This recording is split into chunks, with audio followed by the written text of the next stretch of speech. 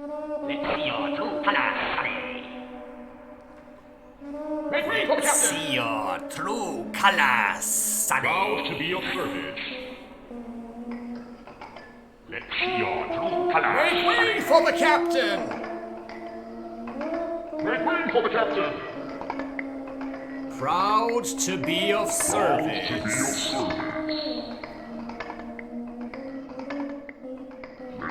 your true colors, sonny.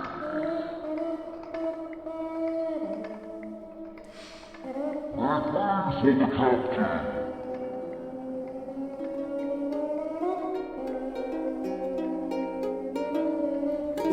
Treasure Island, read by Christopher Roy, the Barbarian Lunatic, with occasional remarks.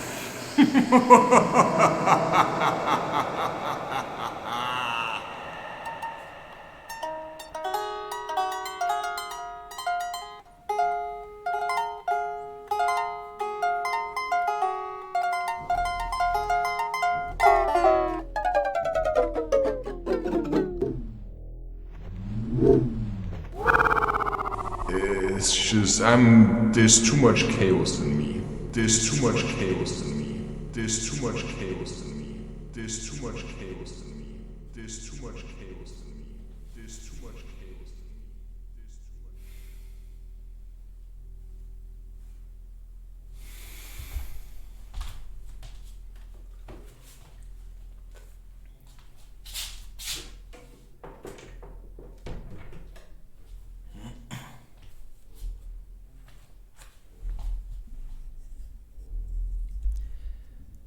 After many moons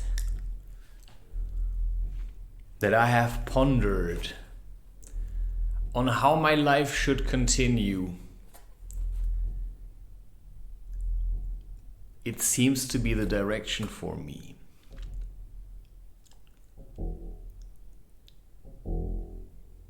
As hard as I'm trying to make this for myself, because if I would just let go, it would be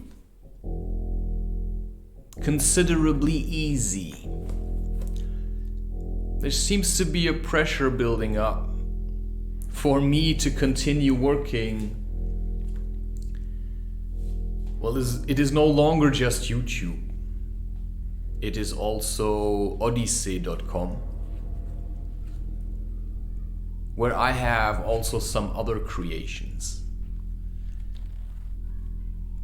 But I do have to be honest, I actually like this. What keeps me from continuing is the fear to not have enough food. Well, now we're heading towards summer, and there is food available in nature, including acorns, flowers, leaves, plants. Resin is edible. I have studied vervet monkeys. They eat resin occasionally,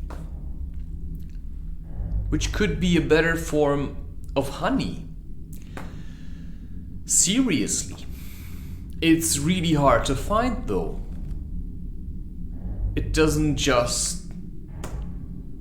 It's not just everywhere. Plus, we're just lacking big trees. And snails. The burgundy snail, or the Roman snail, Helix. What was its name? Helix something. Helix, how nice, right? Helix, yeah. The vortex. Is it spiraling inward? Or is it spiraling outward? Or are you in the middle, perceiving both simultaneously? I was just working on this artwork, which I'm really struggling against finishing. I don't know why, but this one is really a struggle.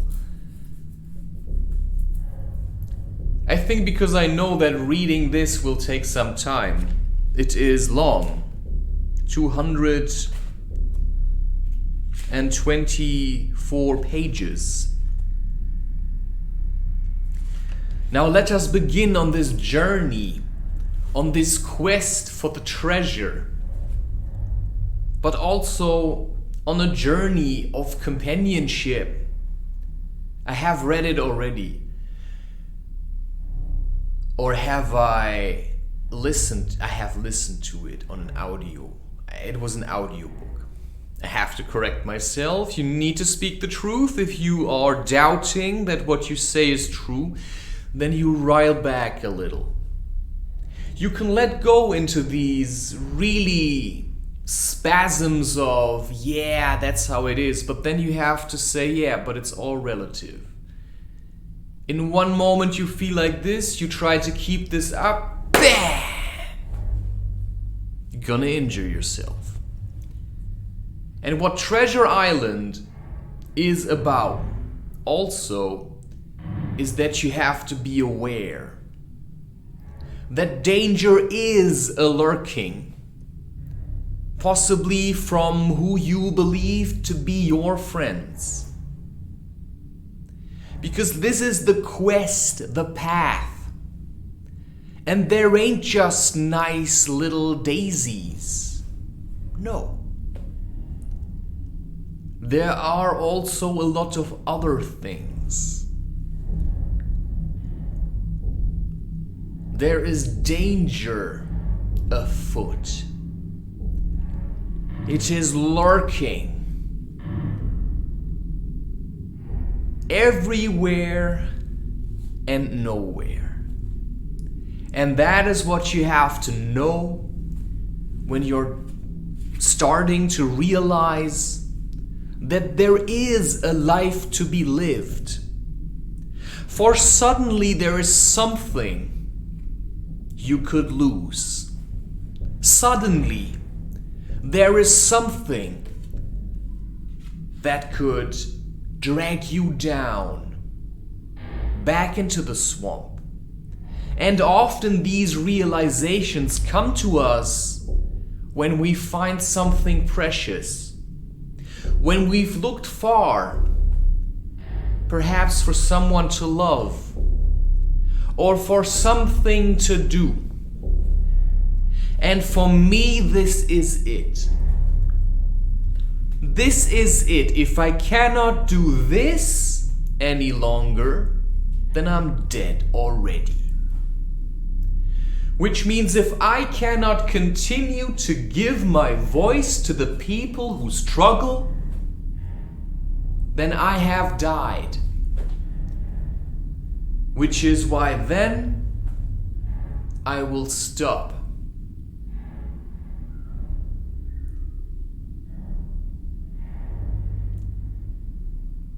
Or will I have stopped? Tja. Now we have to choose. What do we want? Is it what we want? To run around and wait for, more propaganda to tell us what to do? Are we waiting for the people that forbid us to ask questions? To ask questions? That's not really what I wanted to say, you see. Now it gets a bit tricky. You want to sound really smart. Are we waiting for the people that forbid us to ask questions? To tell us what to do? Or do we listen within and say what we must in a way that helps us to continue saying it? Because the internet is far from being free. The internet is its own kind of a jungle. So you have to be aware how you communicate out here. If you are too threatening, well,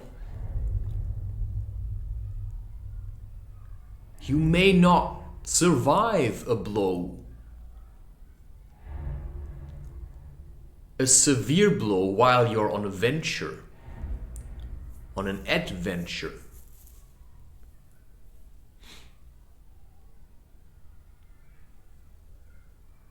And that is what people are looking for. Which is why I read public domain books.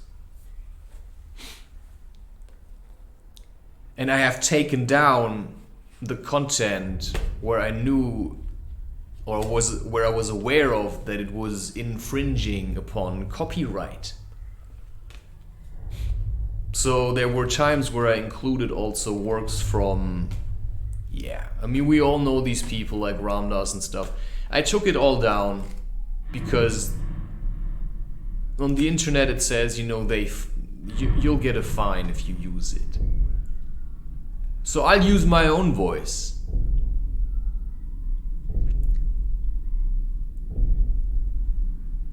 And I make my own music. And all the sound effects I make myself. Everything. So I work with Kden Live on Linux. That works for me. I use GIMP. It's all open source.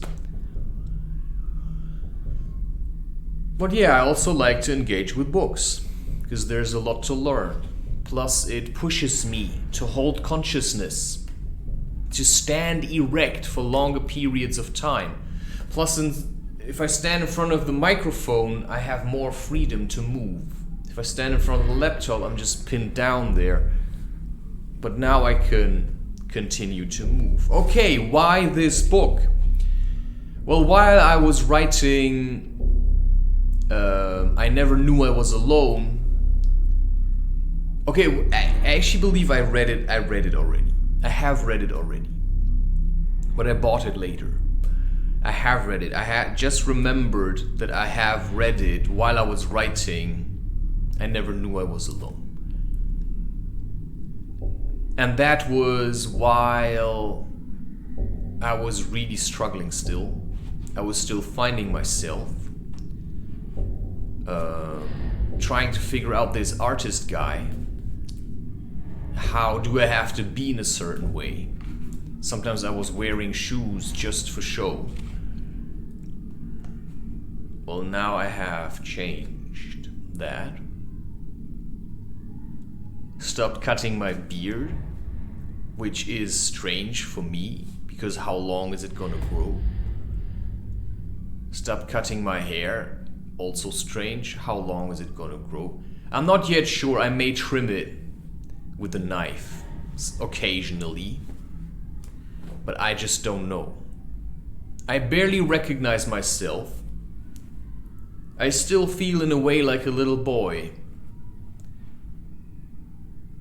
inside this man, which also sparked my resolve to let my hair and beard grow because it protects me. Right? If I make myself pretty by trimming my hair, then people will sexualize me. Nobody sexualizes you when you look the way you look, like a weathered man with a large beard and hair. You will not be sexualized anymore because you just don't fit into this kind of idea. Plus, you're just ever so harder to control. So you must be free then. And that is also my message about Treasure Island. It's always usually a quest for freedom. So the quest for money is also the quest for freedom. Only how many don't know. And taking the money someone else buried also means it's kind of cursed. Which is why it is better to simply be productive and then get paid for what you're doing. Even if you're getting paid in food for some time. Until you can, right, buy your own food. I'm just saying, you just have to really push through. I am still, I just reduced everything. Plus I just got so better at diet That it's no longer this bad as it used to be. So ketogenic clearly works. Which is, I believe, what used to be the natural diet we had. So also the voyage, Treasure Island, you have to be really hardened man to go on a ship and be a mate. Because you have to scrub the deck. You have to peel potatoes with your hands. And everything's wobbly, everything's moving. So you also have to imagine what it's like. Also, always, the ship is the only thing you have. If that breaks, you're done for. Then your ship wrecked.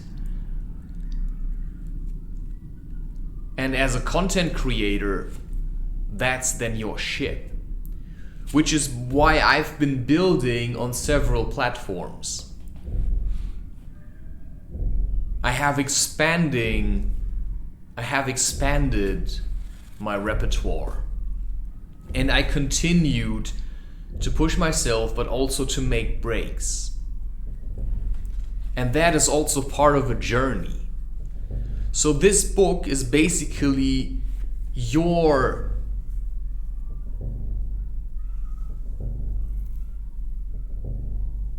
platform for projection and reflection. So let the book reflect back onto you to teach you how you feel about, let's say, situation or characters, but also project yourself onto the book and imagine you'd be one of the characters to be able to channel yourself into new experiences.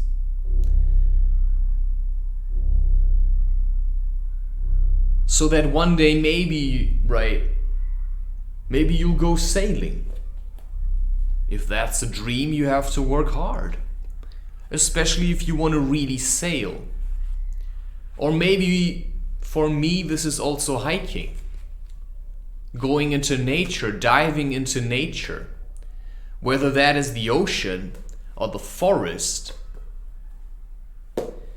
Whatever you have available. So we have to also fight for nature. And then transition. That's what we're talking about. We're talking about the transition. You listening to this is making a choice then maybe against watching movies. Just better turn off the screen when you hear this. It's just something to catch you. Maybe to help you focus.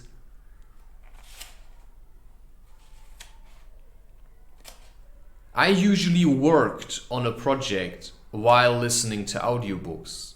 It could be an emotional project, something I have at the moment within myself. I was looking for a new direction, usually, new perspectives, new ideas. And I often crocheted while doing this, or cooked.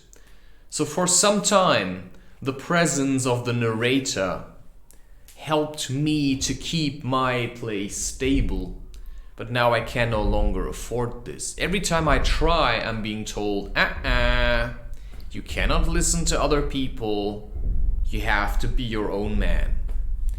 Okay, this is really hard because it means letting go of a lot of things. And it's a scary place to be in. But it's the only thing I can do. To be my own man, which is really important, to take responsibility. So if you want to go on a quest, then go on a quest. It starts probably where you are. You just have to see the opportunity, and when you're ready, something's gonna come. It may not feel like a quest, because you think the quest ought to look like something specific. But that wasn't for me the case. Your quest may look completely different, and the quest is not restricted to men or women. it's for both equally. So that's the hero journey. That's your adventure. Only now the stakes have been raised since you've been a child, because now you can choose. People don't loom over you anymore. So you could go into the underworld if you wanted to.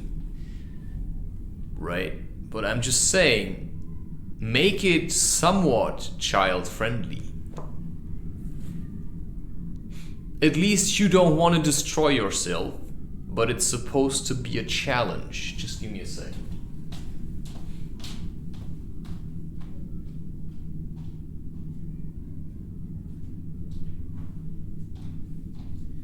Okay, I am going to read chapter 1. Let's just get into this. Also check again when it was written, because public domain books, I believe, have to be 70 years.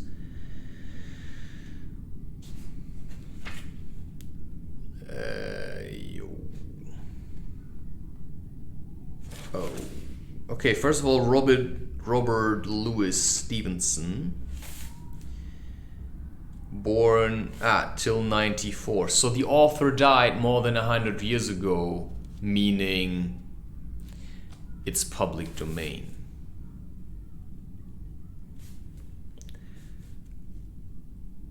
The recognition Stevenson had received from Treasure Island.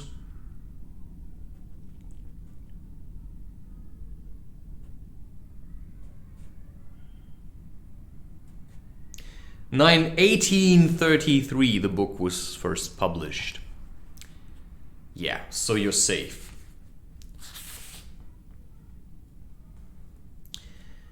Okay, Treasure Island by Robert Louis Stevenson.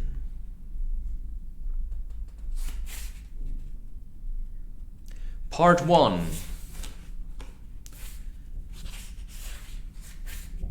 Oh yeah.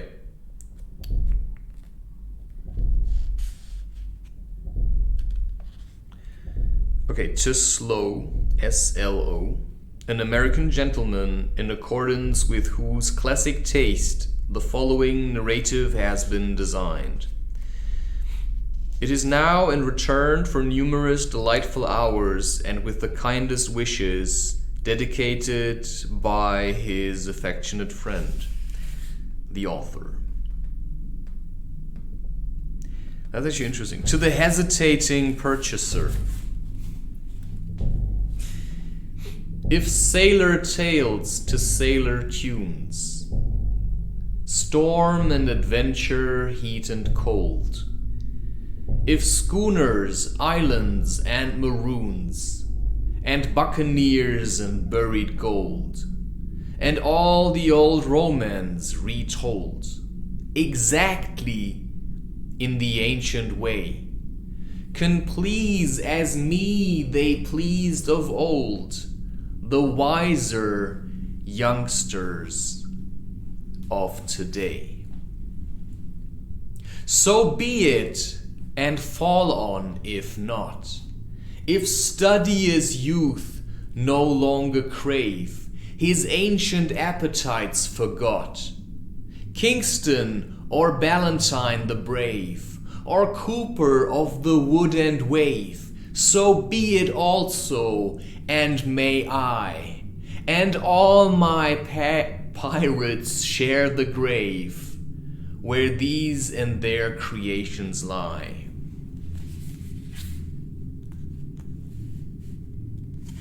Yeah, it's just like a teaser, right? Okay, part 1. The Old Buccaneer. Chapter 1. The Old Sea Dog at the Admiral Benbow. Okay, as usual, I'll see with the voices. Maybe I'll just stick to myself and just read it the way it wants to come out. Just distinguish old from young, but Squire Trelawney, Dr. Livesey, and the rest of these gentlemen having asked me to write down the whole particulars about Treasure Island, from the beginning to the end, keeping nothing back but the bearings of the island, and that only because there is still treasure not yet lifted, I take up my pen in the year of grace 17, and go back to the time when my father kept the Admiral Benbow Inn, and the brown old seaman with the saber cut first took up his lodging under our roof. I remember him as if it were yesterday, as he came plodding to the inn door, his sea chest following behind him in a hand barrow, a tall, strong, heavy, nut-brown man, his terry pigtail falling over the shoulders of his soiled blue coat, his hands ragged and scarred with black broken nails, and the saber cut across one cheek, a dirty, livid white. I remember him looking round the cove and whistling to himself as he did so, and then breaking out in that old sea song that he sang so often afterwards. 15 men on the dead man's chest. Yo ho ho, and a bottle of rum. In the high old tottering voice that seemed to have been tuned and broken at the capstan bars. Then he rapped on the door with a bit of stick like a handspike that he carried, and when my father appeared, called roughly for a glass of rum. This, when it was brought to him, he drank slowly, like a connoisseur, lingering on the taste and still looking about him at the cliffs and up at our signboard. "This is a handy cove," says he at length, "and a pleasant situated grog shop. Much company, mate." My father told him so. Very little company, the more was the pity. "Well then," said he, "this is the berth for me. Here, you matey," he cried to the man who trundled the barrow, "bring up alongside and help up my chest. I'll stay here a bit," he continued. "I'm a plain man, rum and okay. Yeah, it's hard to stay in character, right? You have to practice this. You gotta be a bit serious about this whole adventure thing.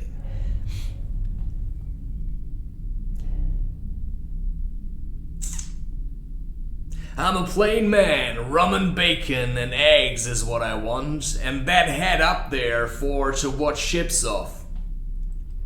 What you might call me? You might call me captain. Oh, I see what you're at. There," and he threw down 3 or 4 gold pieces on the threshold. "You can tell me when I've worked through that," says he, looking as fierce as a commander. And indeed, bad as his clothes were, and coarsely as he spoke, he had none of the appearance of a man who sailed before the mast, but seemed like a mate or skipper, accustomed to be obeyed or to strike. The man who came with the barrow told us the mail had set him down the morning before at the Royal George, that he had inquired what inns there were along the coast, and hearing ours well spoken of, I suppose, and described as lonely, had chosen it from the others for his place of residence, and that was all we could learn of our guest. Okay, one complication while reading, I seem to lose track of what I'm reading, which makes it harder to know. I don't know how others do it. Well, they probably practice it a couple of times, which I just don't feel like doing. He was a very silent man by custom. All day he hung round the cove or upon the cliffs with a brass telescope. All evening he sat in the corner of the parlor next the fire and drank rum and water very strong.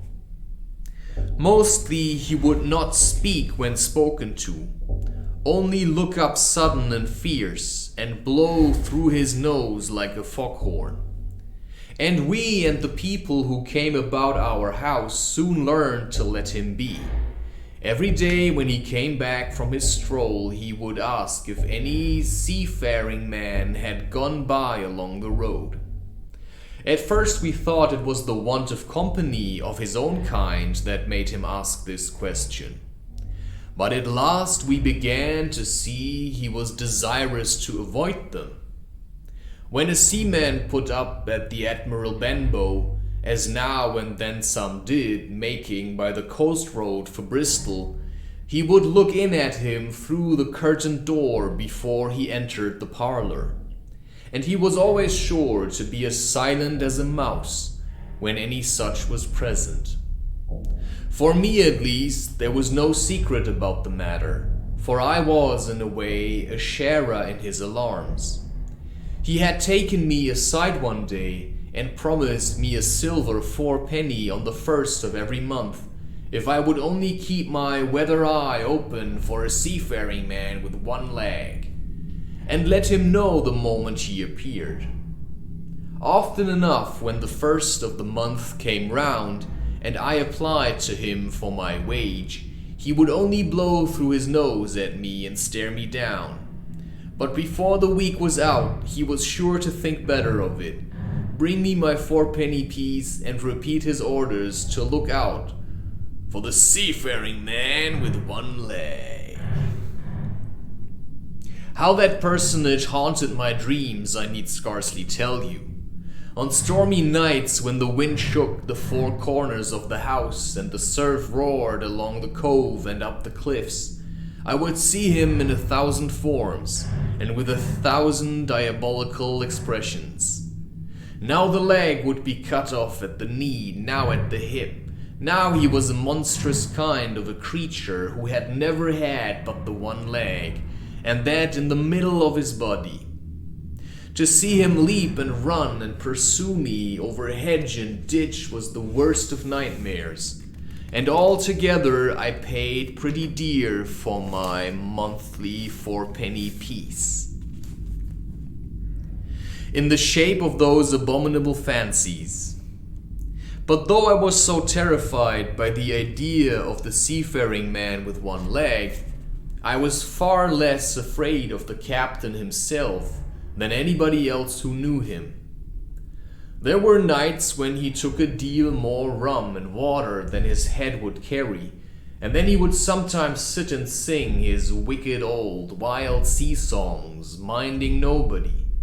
But sometimes he would call for glasses round and force all the trembling company to listen to his stories or bear a chorus to his singing.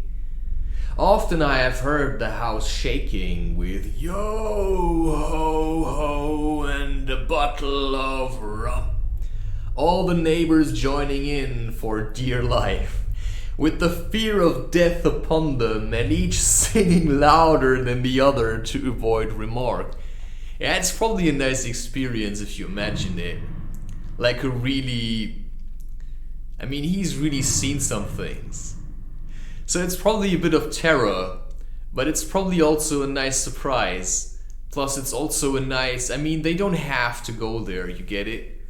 This is something you're gonna tell your children about. So some people just don't get to the point where they make such experiences anymore. It has become rare, true adventurers. There's just so many of us, And so few of us are really courageous, and that's what we really need. We need frontiers who really dive deep into the darkness and come out alive somehow. And you'll never come out unscathed. There's always, you're gonna have injuries, my friend. So you gotta take your time to heal, which is why eventually life will show you your boundaries. And that's then your little pen. Your little, there's like, okay, here I find myself okay. So the question also with me is, okay, where does the journey end? Is this already the end? Or am I gonna continue in some unknown direction? Which is why I never said, from any also psychedelic experiences I had, I never said there were hallucinations. They were real to me. Because what I saw was often a new perspective that I hadn't had before. So how can I say they're hallucinations? People who say that are either afraid or wish to keep manipulating you. So they wish that which you have seen to remain hidden. Which is why many of us just put it into stories then, while it still is the truth. Okay, let's continue. There were nights when he took a deal more rum.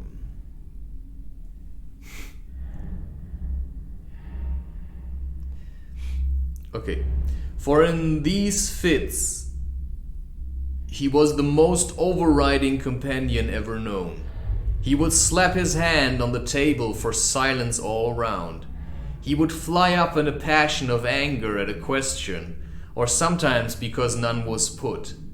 And so he judged the company was not following his story. Nor would he allow anyone to leave the inn till he had drunk himself sleepy and reeled off to bed. His stories were what frightened people worst of all. Dreadful stories they were, about hanging and walking the plank and storms at sea and the dry Tortugas and wild deeds and places on the Spanish Main. Yeah, but it's what's happening. It's better to know some of it. By his own account, he must have lived his life among some of the wickedest men that God ever allowed upon the sea. And the language in which he told these stories shocked our plain country people almost as much as the crimes that he described. My father was always saying the inn would be ruined, for people would soon cease coming there to be tyrannized over and put down, and sent shivering to their beds, but I really believe his presence did us good. People were frightened at the time, but on looking back they rather liked it. It was a fine excitement in a quiet country life, and there was even a party of the younger man who pretended to admire him, calling him a true sea dog and a real old salt, and such like names, and saying there was the sort of man that made England terrible at sea. In one way indeed, he bade fair to ruin us, for he kept on staying week after week, and at last month after month, so that all the money had been long exhausted, and still my father never plucked up the heart to insist on having more. If ever he mentioned it, the captain blew through his nose so loudly that you might say he roared, and stared my poor father out of the room. I have seen him wringing his hands after such a rebuff, and I am sure the annoyance and the terror he lived in must have greatly hastened his early and unhappy death. So it's also in a way a presence of power, which is hard to define because he's not violent, and he may even be appreciated, even by the host. Otherwise, he could have called the police, right? Or some help to get rid of him. Sent him to the gallows, you know. But he gave him shelter. And that is a good deed, for there is a man in need, and you give him shelter.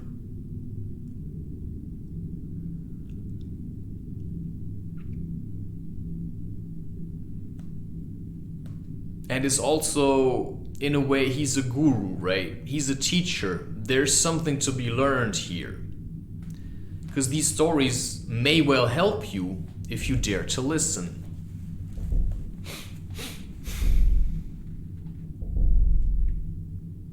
Okay.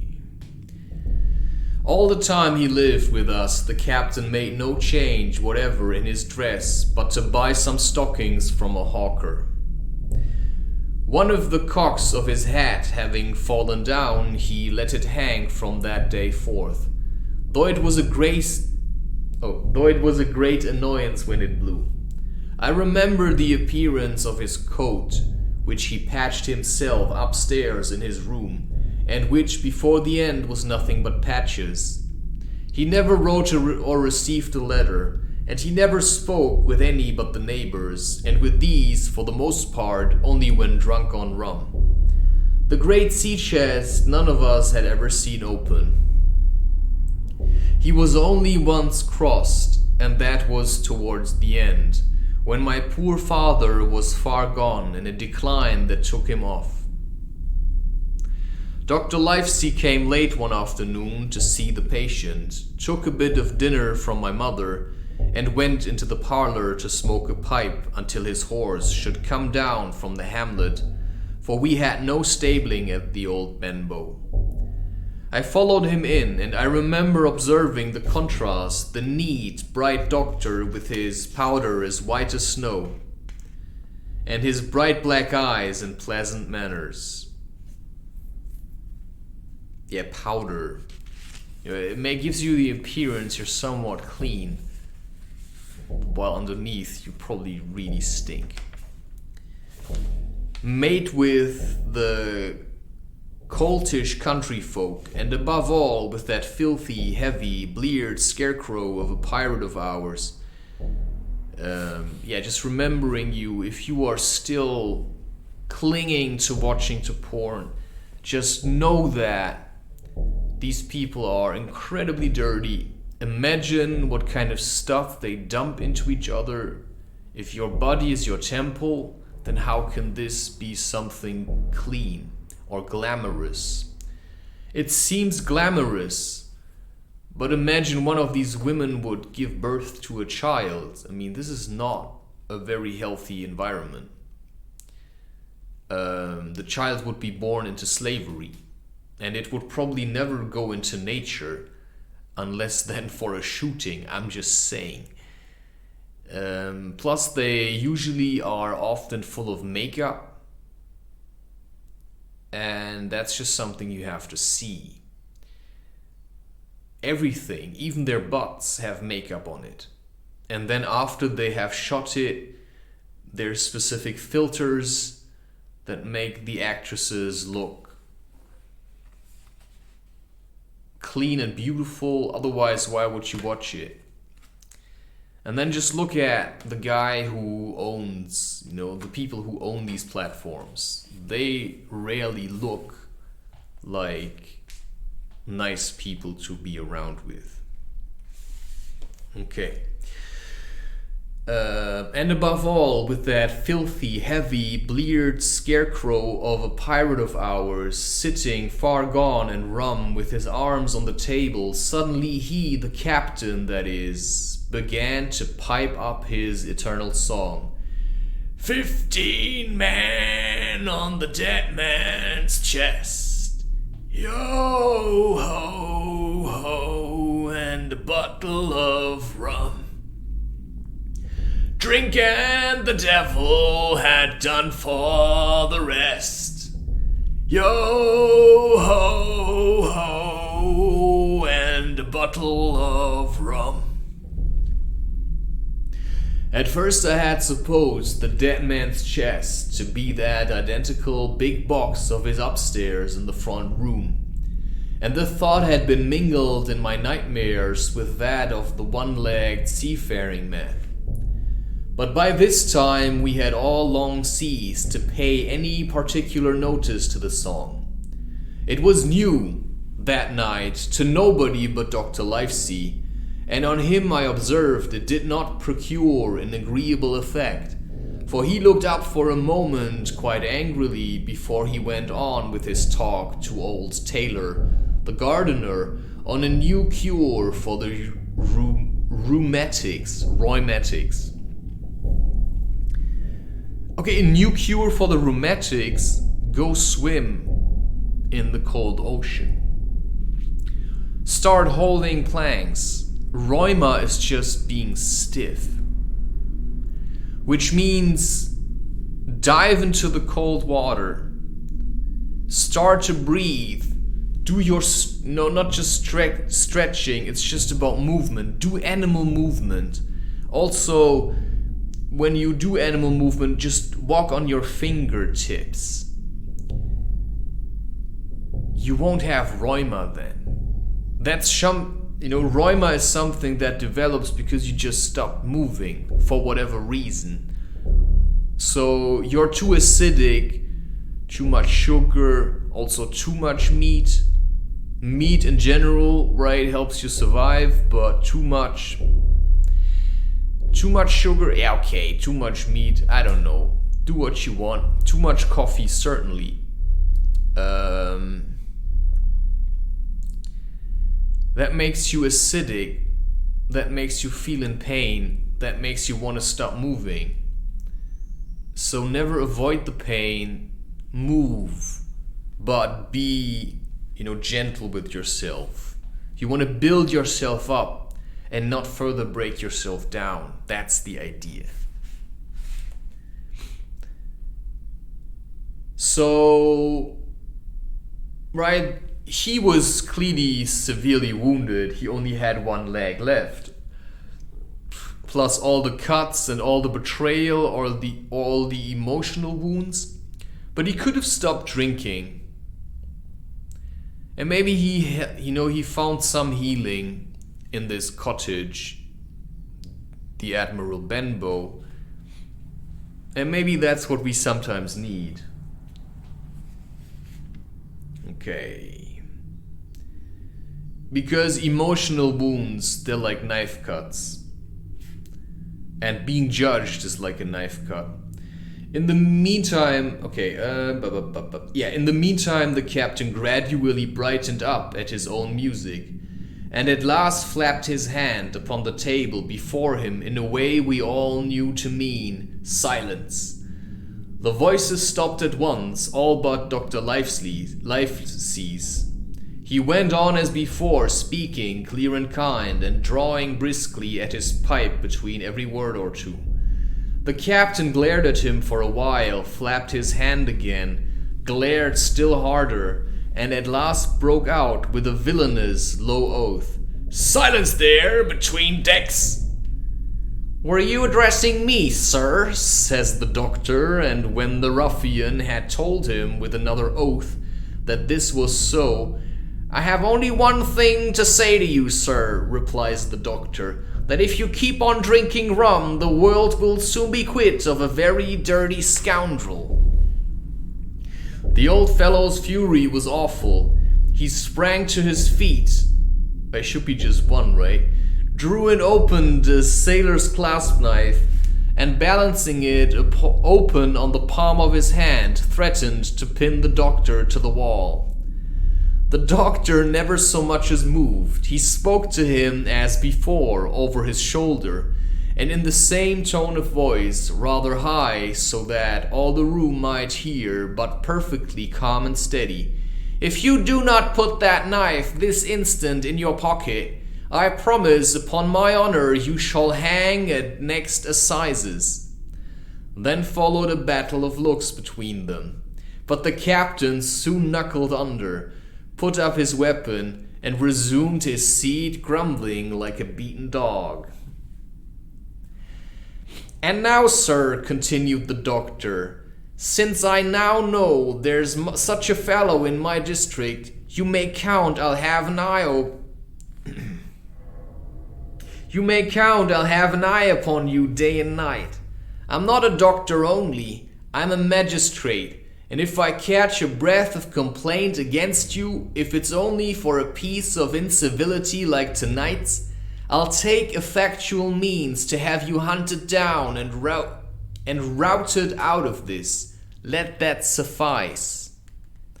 Soon after, Dr. Livesey's horse came to the door, and he rode away, but the captain held his peace that evening, and for many evenings to come. So you see, now you have this weather-stained old seaman who has been through many battles, but who now also needs the support of, like an old couple, you know, the idea. He got stranded somewhere, and he's got nowhere to go. It's the safest place he found. And now this is a situation some of us may find themselves in. You know, this is the end of the chapter, by the way.